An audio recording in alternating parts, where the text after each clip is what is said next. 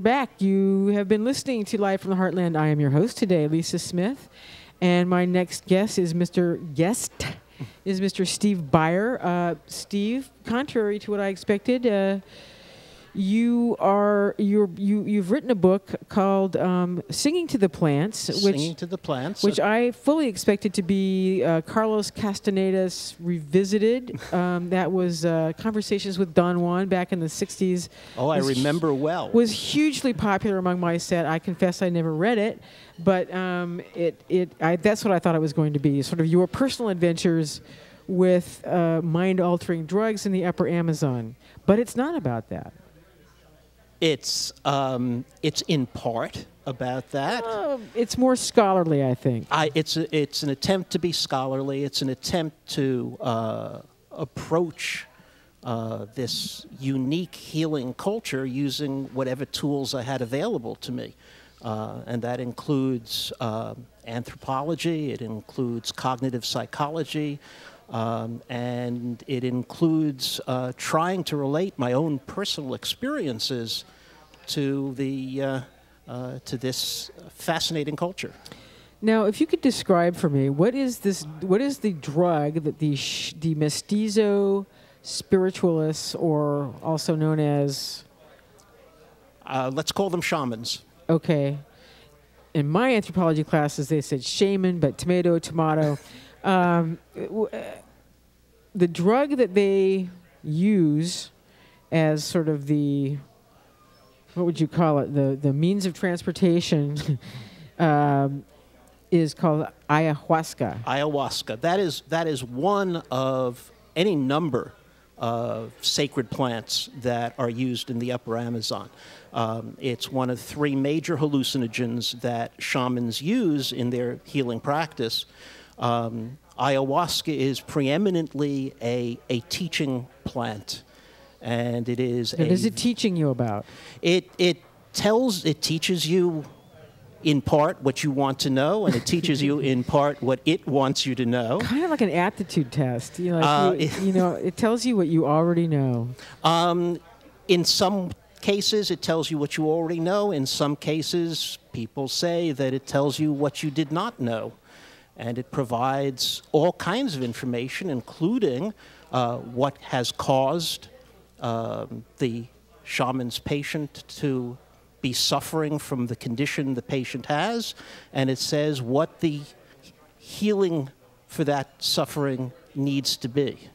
Now, these shamans that you worked with, that you studied with, you call them mestizos. Now, I thought a mestizo was somebody of mixed indigenous and European ancestry. Exactly right. So these are not, quote, Indians, and I don't like using that word, but that's what they're not pure indigenous peoples. They are mestizos, for real. Yes. Okay. The place of mestizos in Peruvian national culture is an interesting one, especially in the Amazon, where the line between mestizo and indigenous is not often clear. Mm-hmm. It's largely an economic distinction more than anything else. Or caste and class. Yes.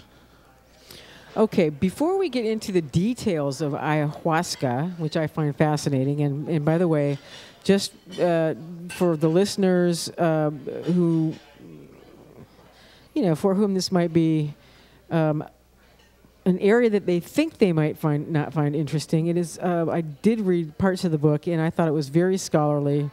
You take multiple approaches to explaining what's going on in terms of the rituals, the spiritual quest, and also the aspects of culture and commerce and community that sort of, the context, the overall context in which this is taking place. But first, I want to find out, how did you get into this? Now, in the preface to your book, you say that you used to be into survivalism. Is that correct? You'd be dropped down in the middle of an unhospitable place and you'd have to survive. Is that really how you found out about it? Yes. I was very interested. I was very interested in wilderness survival. I was trained in desert and mountain, and especially in jungle survival. And my first trips to the Upper Amazon were to be trained in jungle survival and to study the jungle survival skills of indigenous peoples far from the cities in what's called the reserved area between Peru and Ecuador. And what became clear to me over time was that wilderness survival, especially jungle survival, which fascinated me, is not just a collection of skills, but there was a significant spiritual component. So you weren't secretly doing a vision quest while you were doing your survival skills, or that was on an unconscious level, perhaps? I didn't start out that way. When it became clear to me that we were dealing with a set of spiritual phenomena, then in fact I did start doing vision quests in the Southwest deserts, in Death Valley, in the Gila Wilderness, in order to find out the ways in which indigenous people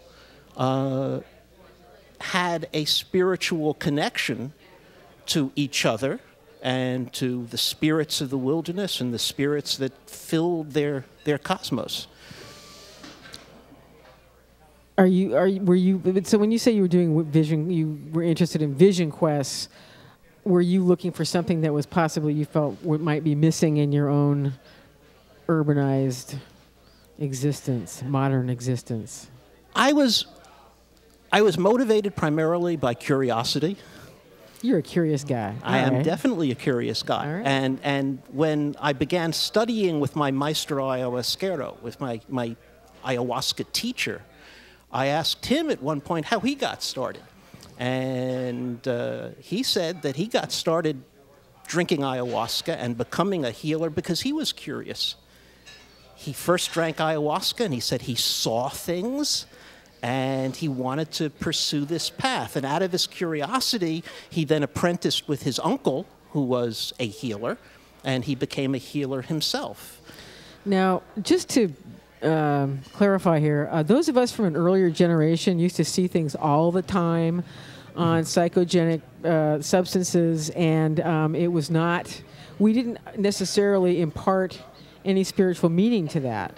I mean, sometimes we did, sometimes we didn't. Sometimes we'd go, wow, I discovered the meaning of life, and then you would come down and you'd forget what it was.